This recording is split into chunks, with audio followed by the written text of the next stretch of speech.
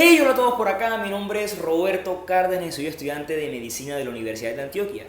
Y el día de hoy estamos aquí para una nueva dosis de Solo Medicina.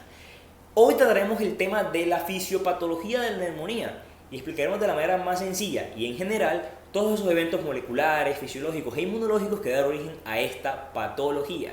Y además que dan origen a toda esa extensa gama de signos y síntomas que nos presenta el paciente y saber cómo llegar hasta allá y qué significan. Si el tema te interesa, te invito a quedarte y a escuchar la explicación. Acompáñame, vamos a verla. Y bueno amigos, empecemos con el tema del día de hoy, fisiopatología de la neumonía. Esta es una imagen súper bonita que me encontré en internet, que no tiene nada que ver con el tema, pero quise colocarla porque me pareció pues chévere para incluir en el video de hoy. Pero pues no le presten más atención a esta imagen. Incluso pues no es del todo cierta esta anatomía, pero bueno, ignoremos eso. Ahora bien, el sistema de defensa respiratorio, en su componente físico, su componente anatómico y su componente inmunológico, es bastante efectivo con su cometido. Y básicamente es muy útil y es muy efectivo, como ya dije, en esa depuración de agentes nocivos como tal para este árbol respiratorio inferior. Y básicamente no permite la llegada de esos componentes, más que todo por barreras físicas, hasta este punto. Tanto sí que por muchos años se ha considerado este lugar, a estos pulmones, como un sitio estéril. Sin embargo, ciertas investigaciones recientes han dicho que pues, esto no es del todo cierto y han encontrado cierta flora en esta área que habla como tal que en pacientes sanos, ojo, en pacientes sanos, no es del todo cierto que este lugar está libre de agentes microbianos. Pero bueno, es un tema que está como tal en estudio aún. Sin embargo, tenemos entonces que, volviendo al tema, las vibrisas, por ejemplo, el moco o los cilios son capaces de barrer todos esos microorganismos para que como tal no puedan desencadenar un proceso infeccioso pues, en este parénquima pulmonar. Sin embargo, no siempre logran su cometido porque como todos sabemos hay infecciones y estas situaciones se dan como tal en tres condiciones, pues, bajo tres condiciones fundamentalmente o que el inóculo sea demasiado grande, que pues supere como tal la capacidad de defensa del organismo, que sea muy virulento y que pues también supere por esos mecanismos de patogenicidad, esos mecanismos de virulencia, logre como tal superar las defensas de nuestro sistema, o que haya un defecto como tal en nuestras defensas, pues de tipo inmunológico o de tipo físico, algún tipo de trauma, pues o una inmunodeficiencia en algunos pacientes, tales como de pronto una infección por Rhamnocytis gyrovesi en pues, pacientes con VIH en estado SIDA. Y bueno, la entrada de estos microorganismos, de estos agentes patógenos, puede darse por cuatro vías fundamentalmente. La primera y la más común es la aspiración de secreciones de nasofaringe, tal cual como sucede con Streptococcus pneumoniae, el agente causal más importante de la neumonía. Y es que este microorganismo entra por vía nasal y se impacta y pues vive como tal, como comensal en la nasofaringe. Y por dilución de ese moco puede llegar como tal hasta el respiratorio inferior y desencadenar acá abajo como tal una patología.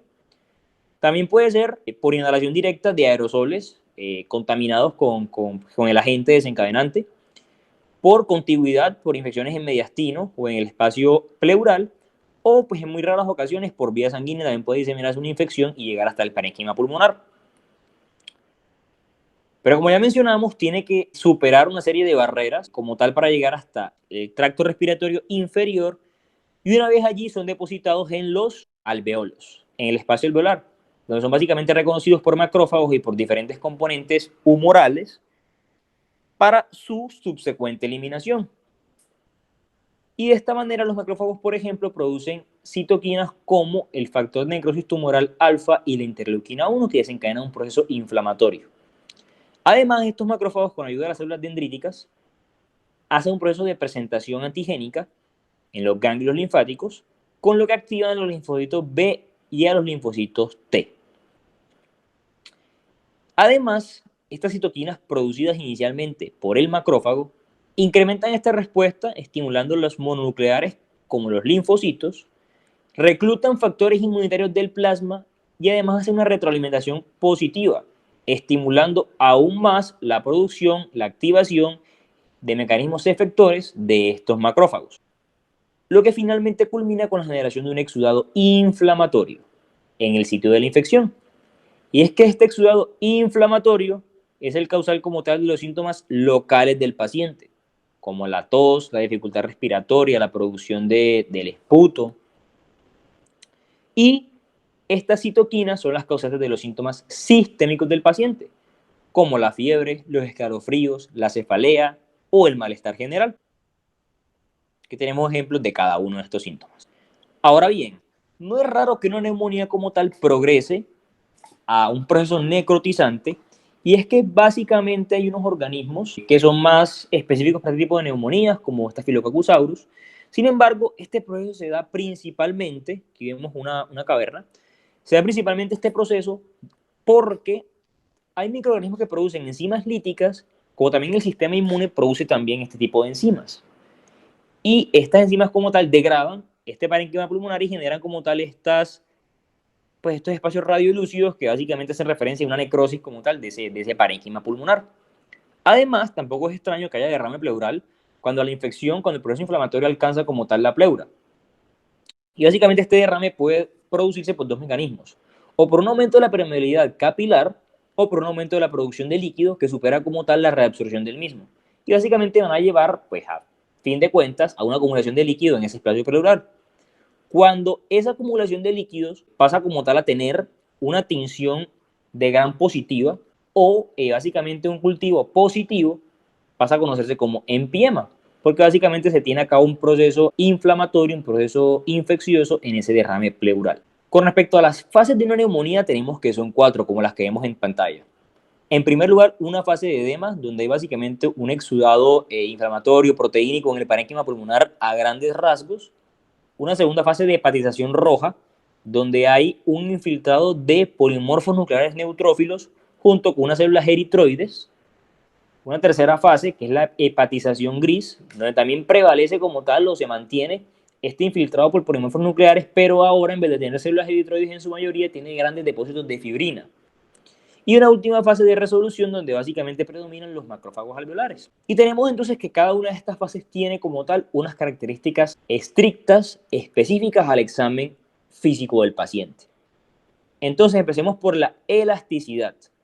La elasticidad es la capacidad que tiene el pulmón de volver a su estado inicial, es decir, antes de insuflarse.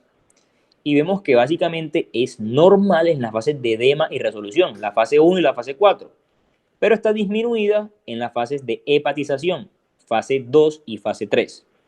Y es que se llama fase de hepatización porque la consistencia como tal del pulmón es muy parecida a la del hígado, se dice.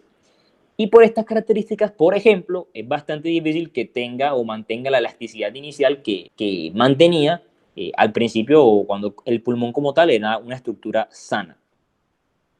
La expansividad se ve disminuida en ambos casos y tenemos que el frémito vocal se ve disminuido en la fase de edema y resolución, donde predominan los líquidos, y aumenta en la fase de hepatización, donde se torna algo sólido, como tal ese parénquima pulmonar.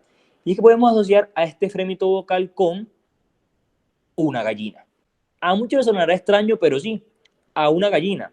¿Y por qué? Por tres condiciones. Resulta que una gallina corre muy bien, en la tierra le va súper bien. Una gallina en el aire le va regular, una gallina vuela, pero no lo suficiente, no mucho. Y además, este animalito en el agua se ahoga. Pues no era la imagen que quería como tal colocar para el video, pero pues no hubo más nada en internet. Bastante diciente con respecto a lo que quería decir, entonces tocó esta imagen, pero pues la idea está clara. Una gallina corre bien, vuela regular y se ahoga en el agua. Y es por eso que el frémito vocal funciona muy bien en espacios o en un parénquima sólido, le va demasiado mal en un parénquima como tal edematoso, lleno de líquidos, y pues le va normal en un parénquima pulmonar que esté en condiciones normales, es decir, con aire. La percusión es submate por la presencia clara de líquidos en la fase de edema y resolución, y es estrictamente mate por esa solidez. Como ya les mencioné, son características muy similares al hígado y por eso pues adquiere matidez a la percusión también, por ejemplo. El muelle vesicular está disminuido por la presencia también de los líquidos y todos esos componentes del exudado inflamatorio y está completamente abolido en el paciente en fase de hepatización. con una respiración bronquial. Los estertores están presentes en la fase de demi-resolución, pero ausentes en la fase de hepatización. Y en la auscultación de la voz tenemos que está disminuida en el paciente en fase de edema y hay pues, pectoriloquia, que es básicamente el sonido nítido de la voz expresada por el paciente a la auscultación de los pulmones. E incluso puede haber también pectoriloquia áfona en estos pacientes. Debido a que la voz se comporta de manera muy similar, pues esta auscultación de la voz de manera muy similar, pues razones lógicas, a este frémito vocal.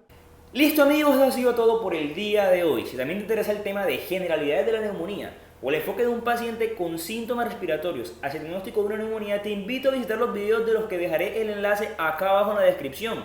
Y espero también, sobre todo, que te haya gustado el contenido del día de hoy.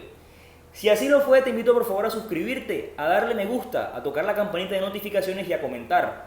Recuerda, comenta sobre qué temas te gustaría que tratáramos en un próximo video. Y bueno, no siendo más, hasta una próxima ocasión y siempre recuerda, solo medicina. Chao, chao.